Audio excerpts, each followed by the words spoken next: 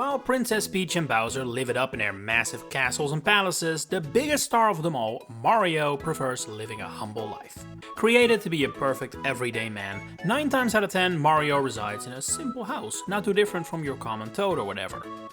Although, there is no common man on Earth who renovates and redesigns their house as much as Mario does. So how about we take a look at the many places Mario has called home over the course of the series.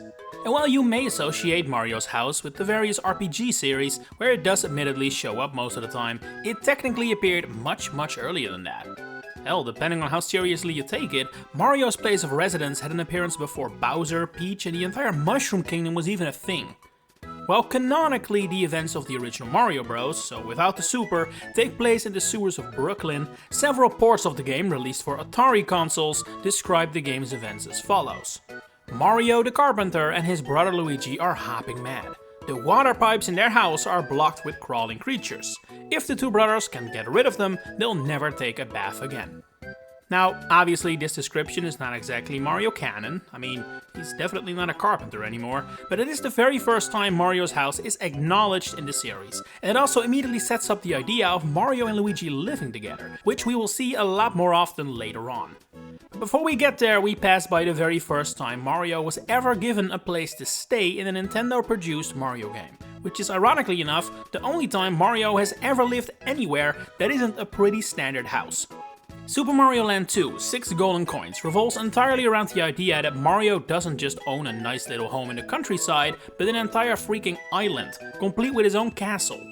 Mario Land is the setting of the game, and Mario's castle is the place where he actually lives.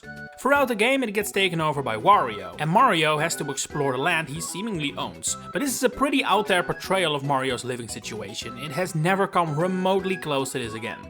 According to the game's director, Hiroji Kiyotake, Mario Land and his castle are the result of a desire from the team to give Mario a more intrinsic and personal motivation, fighting for something he owns, rather than a damsel in distress in some faraway land, like they had done in the first game.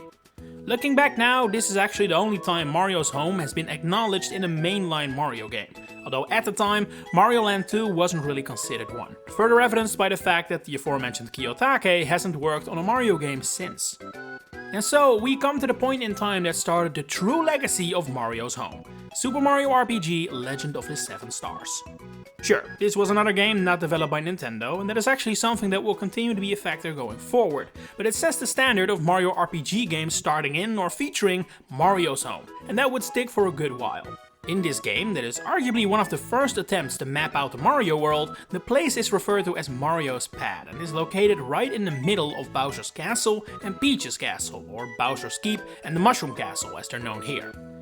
I guess that is a sensible location to live if you spend half your time at Peach's place and then the other half getting her back from Bowser. In the original game, the house has a sign above it referring to it as the Pipe House, which is a rather unfortunate name in today's slang, but it's not so much referring to Mario's pastime activities and rather the warpipe that sticks out from the top like a chimney. In the Switch remake, the sign is changed to the more appropriate Mario's house. This is also the very first time we get a look at the interior of where Mario lives. It's a humble abode. It's pretty reminiscent of plenty of other houses we see in the game, with a simple bed, a few cabinets and a table. It's nothing crazy. You can tell Mario is the kind of guy who spends most of his time on the road. And it's exactly that which sets up the quick cameo of Mario's house in Wrecking Crew 98. In the opening of the story mode, Mario is arriving home from a holiday when he discovers Bowser has built a high-rise right next door from his house, the shade of which is affecting his flowers in a pretty bad way. So Mario does what every normal man would do, go inside his house, fetch a hammer and start demolishing every building that blocks the sun. Yeah, this is really the story of the game. More important for the topic of today though is the fact that once again Mario's house is portrayed as a smaller, regular-sized cabin home, although the image doesn't exactly give us many details about how it looks up close. The inside is definitely different from Mario RPG though, and bears a stronger resemblance to a different house that he would occupy only 2 years later, when Paper Mario would release. I'd wager this is the series where you know Mario's house from. It has appeared in 4 of the 6 games in the series, and unlike many other things in the Mario universe, has actually been kept rather consistent all throughout. Probably the most noteworthy thing this home adds to the lore is the fact he now lives there together with Luigi, which is nice. Now his brother can look after the place while he's gone. The home is still relatively close to Toad Town and Peach's castle, just like it was in Mario RPG, and a similar enough sign still graces the front. The pipe is gone obviously, that was never gonna be a consistent part of its design, and the interior is a lot bigger, fitting seeing as it has an extra resident now. The living room now has a heater, extra furniture items, and several indications multiple people live there, like the 2 colored cups and the 2 chairs next to the table, while the bedroom and Luigi's secret basement are completely new to the blueprint. The bedroom tells us Mario and Luigi sleep in a bunk bed together. How nice. And each has their own colored cabinet. At least, that's what I assume. Mario using the green cabinet for his clothes or something feels oddly cursed. In the 1000-Year Door, the house returns pretty much exactly as it was before, only with the interior receiving a few extra details that feel more like a result of the jump from N64 to GameCube than anything else. The same thing pretty much applies to the changes made from the GameCube to the Switch remake. Aside from the addition of the picture of the N64 partners, everything here is clearly meant to be pretty much the same, just with more details worked out.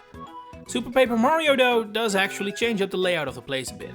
Just from the outside alone, the house already looks much longer, but that doesn't exactly result in any extra rooms. On the contrary, what was once a bedroom is in this game just part of the regular interior, as you can see the bunk beds right next to the heater here, where they used to be in a separate room. While the sign outside still reads Mario, which might be a nod to the idea that Mario and Luigi's last name is also Mario, seeing as they're the Mario brothers, the soundtrack for Super Paper Mario confirms the house has here been renamed to the Mario Brothers house, which is a name that has since stuck and was reused for the 1000-Year Door on Switch.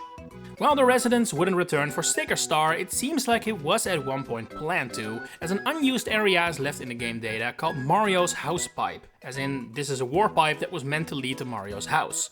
In Color Splash, Mario's house is shown again, but this time it doesn't resemble the past version whatsoever.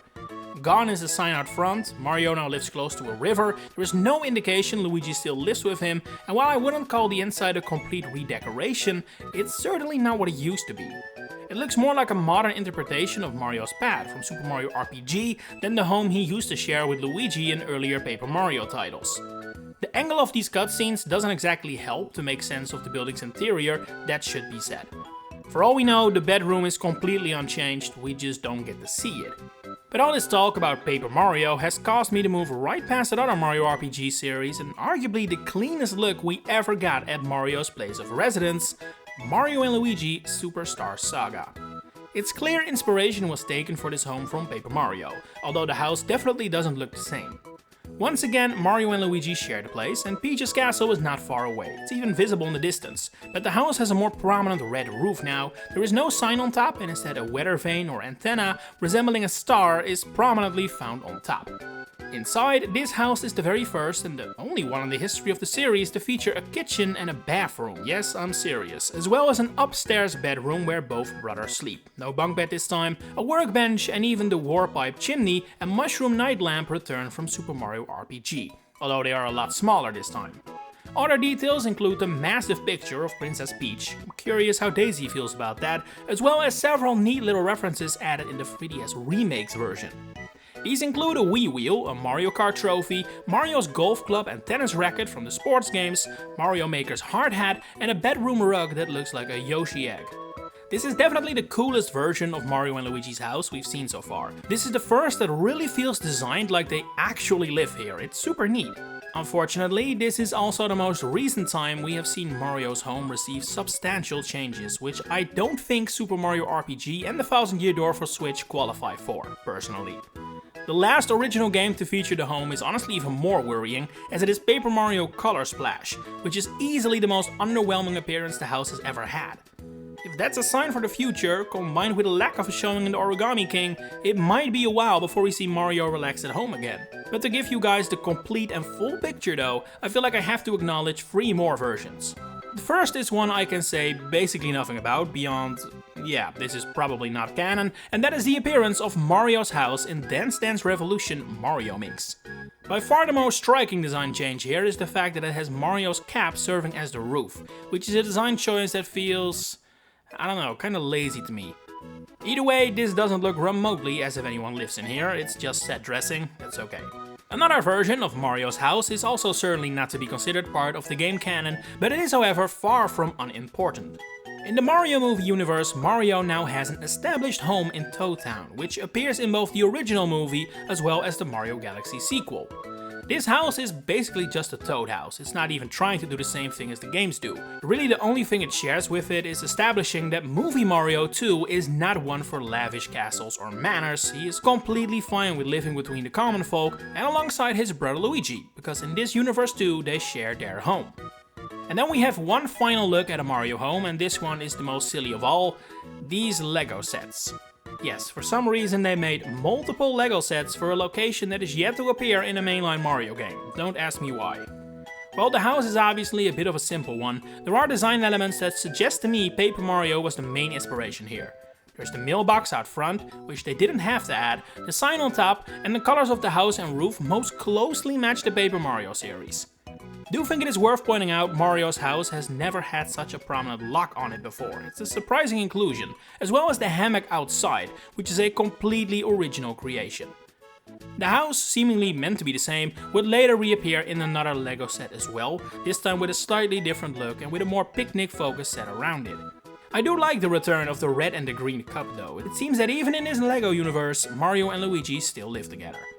And weirdly enough, that has turned out to be pretty much the only consistent thing about Mario's house, at least since Luigi has become an unforgettable main cast member, so post Mario RPG. Color Splash is the only one to leave it ambiguous, and even there he might still live alongside Mario, we just didn't see any hints that he did. But at this point I feel like we won't see this become a truly established location until the day Mario's home actually appears in a mainline 2D or 3D game. And when that will happen, who knows. But which version of Mario's home is your favorite?